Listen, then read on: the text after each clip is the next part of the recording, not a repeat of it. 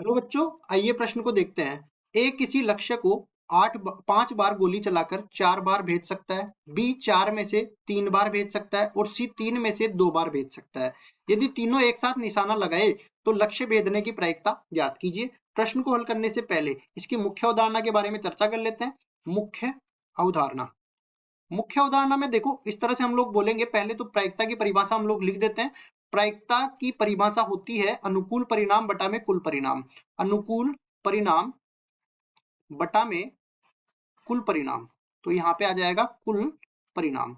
और देखो, इसके अलावा इसमें प्रायिकता में एक गुणधर्म होता है कि अगर पी ए प्रायिकता में ए के होने की प्रायिकता को व्यक्त करता है और पी ए डेस ए के नहीं होने की प्रायिकता को व्यक्त करता है, पी ए डेस ए के नहीं होने की प्रायिकता को व्यक्त करता है, तो इन दोनों का योग 1 के बराबर होता है।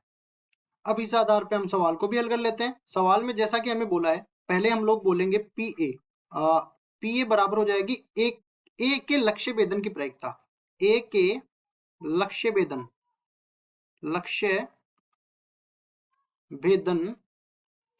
की प्रायिकता, ठीक है। तो ये बराबर किसके आ जाएगी? देखो, 5 में से 4 बार भेद देता है तो 4/5 के बराबर आ गई ना। और पी बी हम लोग बोल देते हैं अब बी के लक्ष्य भेदन की प्रायिकता। बी के लक्ष्य भेदन की प्रायिकता। अब ये बी क्या करता है? 4 में से 3 बार भेद देता है, तो इसको भी लिख देंगे 3/4 के बराबर। और फिर सी के बारे में चलते हैं, तो सी पीसी हम लोग बोल देते हैं सी के लक्ष्य भेदन की प्रायिकता। सी के लक्ष्य भेदन की प्रायिकता। अब इसके बाद हम लोग कुछ और चीजें पढ़ लेते हैं स्वतंत्र घटनाओं के बारे में। ये अपने पास हो जाएगी 2/3 के बराबर। स्वतंत्र घटनाएं ऐसी घटना होती है, जैसे मैं बोलूं कि ए 4 बार भेदे, 5 बार भेदे या 2 बार भेदे, इससे बी को कोई फर्क नहीं पड़ेगा और इसी तरह सी को भी कोई फर्क नहीं पड़ेगा। तो ये स्वतंत्र घटनाएं हैं। तो यहाँ पे स्वतंत्र घटनाओं का नियम ये होता है कि पी ए इंटरसेक्शन बी जो होता है वो बराबर होता है पी ए इंटू में पी बी। मतलब दोनों के एक साथ घटित होने की प्रायिकता जो है वो ए के घटित होने की प्रायिकता और बी के घटित होने की प्रायिकताओं के गुणन के बराबर होती है, ठीक है। तो अगर मैं बोलूं कि ए बी सी तीनों जो है लक्ष्य को भेदते हैं, तो मैं इस तरह से बोल सकता हूं तीनों लक्ष्य को भेदते हैं, इसका मतलब P A intersection B intersection C ये बराबर हो जाएगा पी ए इंटू में पी बी इंटू में सी पी सी। इस तरह से हो जाएगा।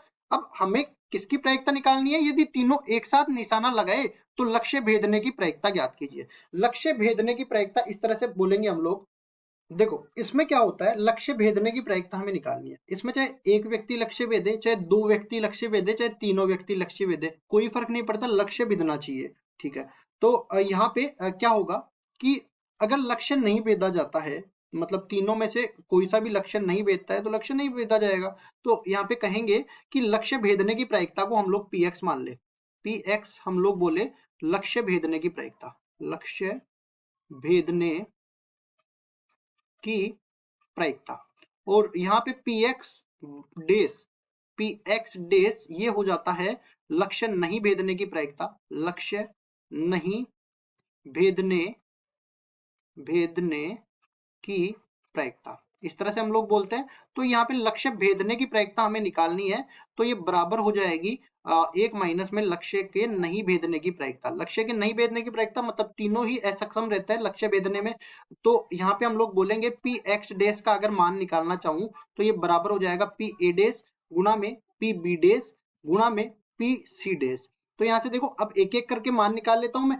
पी ए डेस का अगर मैं मान निकालना चाहूं तो ये बराबर हो जाता है 1 माइनस में पी ए, जो कि बराबर हो जाएगा 1 माइनस में पी ए का मान हमने किसके 4/5 के बराबर रखा है, तो 4/5 ये बन जाएगा कितना 1/5 के बराबर। इसी तरह अगर मैं पी बी डैश का मान निकालना चाहूं तो ये बराबर हो जाएगा 1 माइनस में पी बी, और ये बराबर हो जाएगा पी बी का मान किसके बराबर है 3/4 के बराबर है। तो 1 माइनस में 3/4 जो कि 1/4 के बराबर आ जाएगा। इसी तरह मान लो मेरे को निकालना है पीसी डैश, तो ये बराबर हो जाएगा 1 माइनस में पीसी बराबर हो जाएगा 1 माइनस में 2/3 है ना, तो 1 माइनस में 2/3 1/3 के बराबर हो जाएगा। सबसे पहले हम लोग निकाल लेते हैं पी एक्स डैश का मान, जो कि बराबर हो जाएगा, हमने पहले ही निकाला है, P A dash P B dash और गुणा में पी सी डैश के बराबर।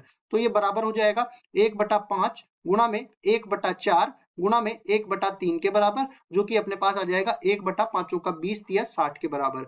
अब हमें तो निकालना क्या है, पी एक्स का मान, जो कि बराबर हो जाएगा 1 माइनस है पी एक्स डेज के बराबर। तो इसका मान मैं अगर निकालना चाहूं तो पी एक्स बराबर हो जाएगा 1 माइनस में 1/60, जो कि लघुत्तम लेने के बाद 60 माइनस 1/60 के बराबर हो जाएगा। अब ये 59/60 बच गया।